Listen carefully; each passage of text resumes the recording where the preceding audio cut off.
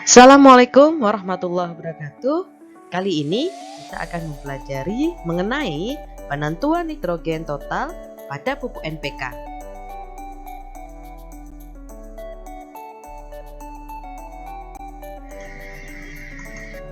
Pupuk NPK padat adalah pupuk buatan berbentuk padat yang mengandung unsur hara utama, nitrogen, fosfor, dan kalium.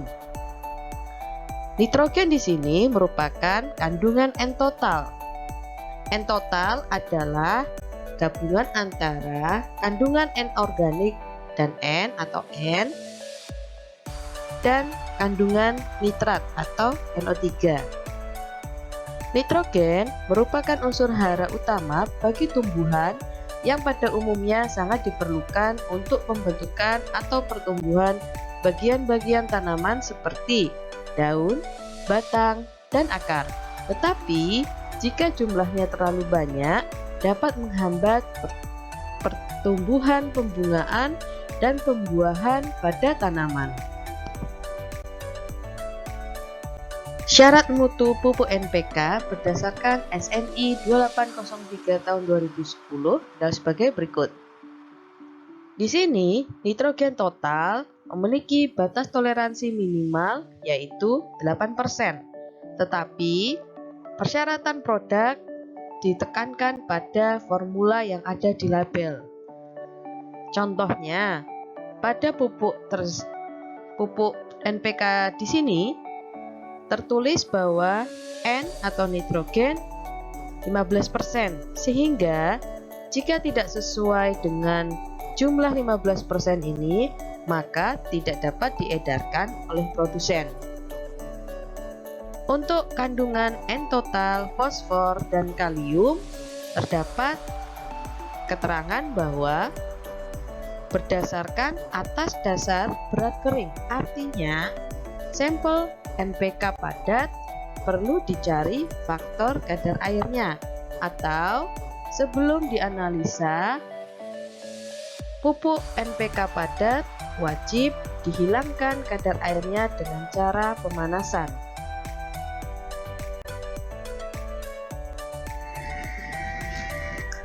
Prinsip analisis terdapat 3 tahapan. Yang pertama, destruksi. Destruksi ini merupakan proses perubahan N dan NO3 menjadi amonium sulfat. Selanjutnya, proses destilasi. Di sini NH42SO4 yang sudah terbentuk ditambahkan NaOH yang menyebabkan terbentuknya NH3 atau amonia. Kemudian, asam borat digunakan untuk mengikat amonia membentuk amonium borat. Tahap selanjutnya yang terakhir yaitu titrasi. Di sini amonium borat yang terbentuk dititrasi dengan asam sulfat hingga warna hijau berubah menjadi merah muda.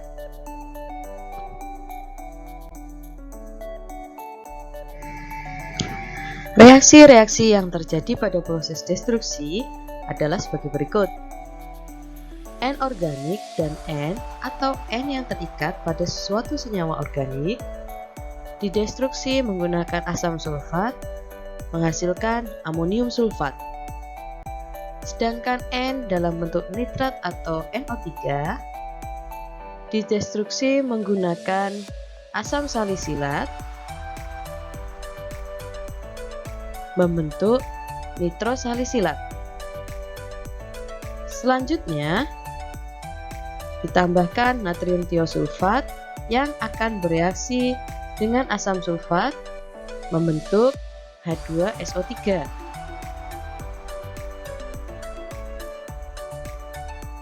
Selanjutnya, H2SO3 tadi akan mereduksi nitrosalisilat menjadi amina.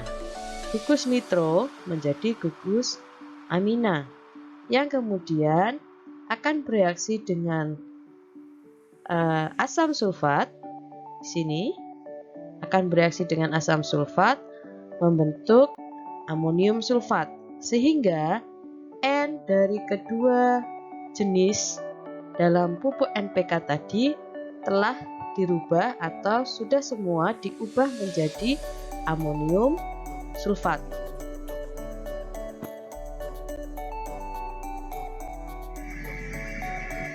Selanjutnya, reaksi pada destilasi dan proses nitrasi adalah sebagai berikut.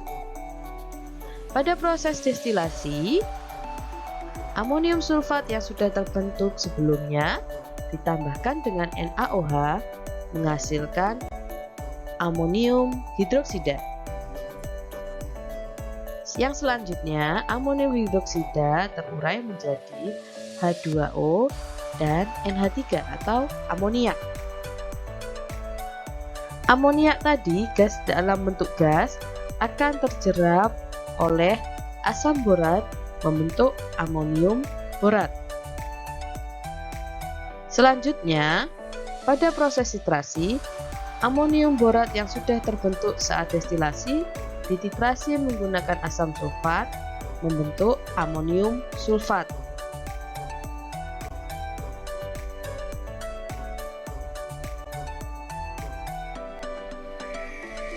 Alat dan bahan yang dibutuhkan sesuai SNI 2803 tahun 2010 adalah sebagai berikut. Yang pertama, peralatan. Peralatan terdiri dari neraca analitis, labu ukur, pipet volumetrik, labu kejedal, alat destilasi, lumpang porselen, buret, dan termometer.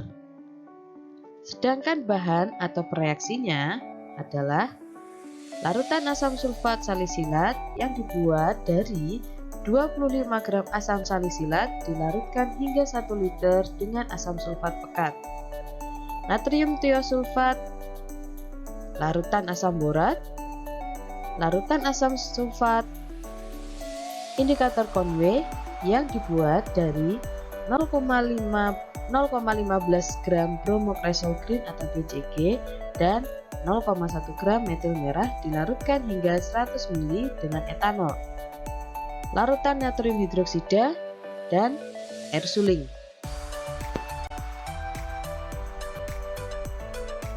Cara kerja pada proses destruksi. Cara kerjanya adalah sebagai berikut. Siapkan labu kejedal. Masukkan contoh pupuk NPK yang sudah dihaluskan sebanyak 0,5 gram.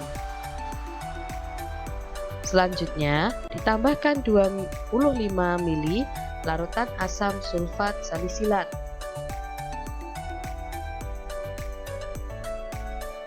Digoyangkan hingga merata dan biarkan semalaman. Keesokan harinya ditambahkan 4 gram natrium tiosulfat.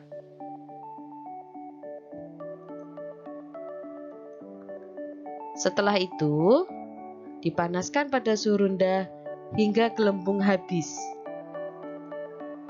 Setelah gelembung habis, naikkan suhu secara bertahap, maksimum 300 derajat Celcius sekitar 2 jam dan biarkan dingin.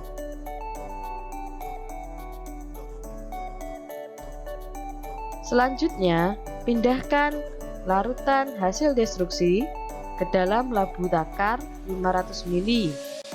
Kocok dan tempatkan sampai tanda garis.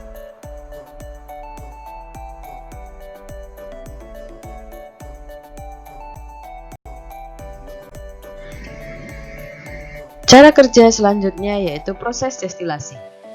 Di sini, larutan hasil destruksi yang sudah diencerkan diambil sebanyak 25 ml.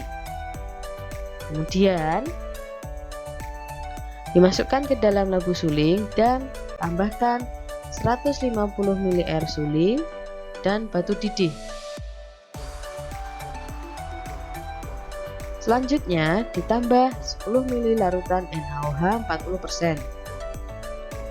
Kemudian, destilasi larutan tersebut dan tampung hasil destilasi dalam Erlenmeyer yang berisi 20 ml larutan asam borat dan 3 tetes indikator Conway. Indikator Conway di sini berfungsi untuk melihat keberhasilan pengikatan amonia yang ditandai dengan pembentukan warna hijau. Hentikan penyulingan bila hasil sulingan mencapai 100 ml.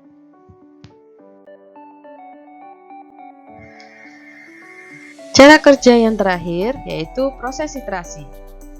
Di sini 100 ml destilat dititrasi dengan larutan asam sulfat 0,05 N hingga terbentuk warna merah muda. Pembentukan warna merah muda ini merupakan titik akhir titrasi, yaitu adanya perubahan warna hijau berubah menjadi merah muda. Selanjutnya, lakukan titrasi untuk larutan blanko. Larutan blanko yang dimaksud yaitu destilasi 175 air suling yang ditambah 100 ml larutan NaOH dengan penampung hasil sulingan 20 ml larutan asam borat 1% yang ditambah 3 tetes indikator Conway. Selanjutnya, hentikan destilasi bila hasil sulingan mencapai 100 ml.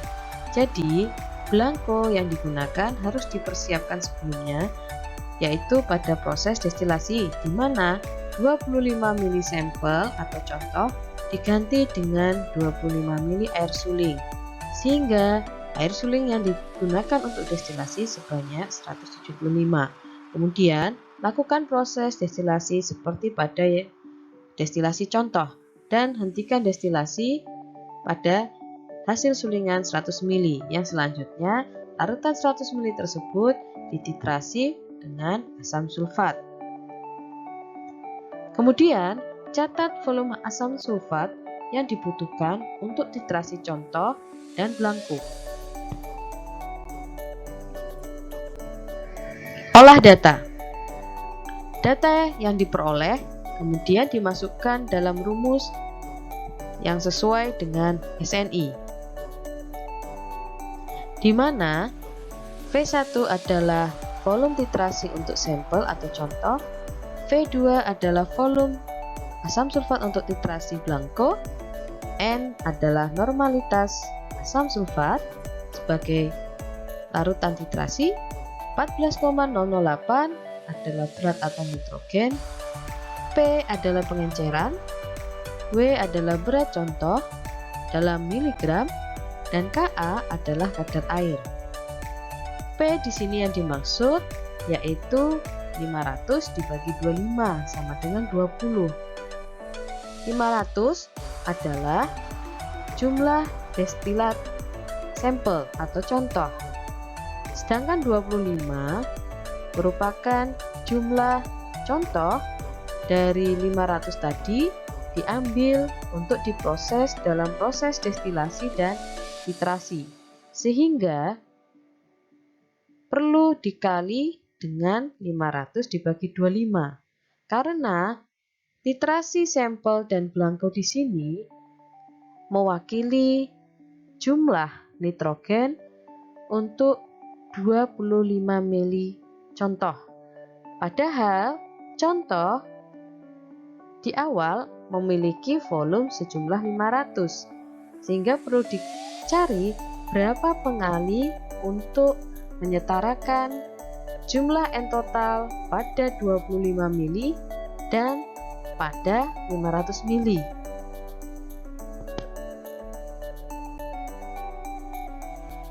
Terima kasih. Mohon maaf jika ada salah dan kurangnya, semoga bermanfaat. Wassalamualaikum warahmatullahi wabarakatuh.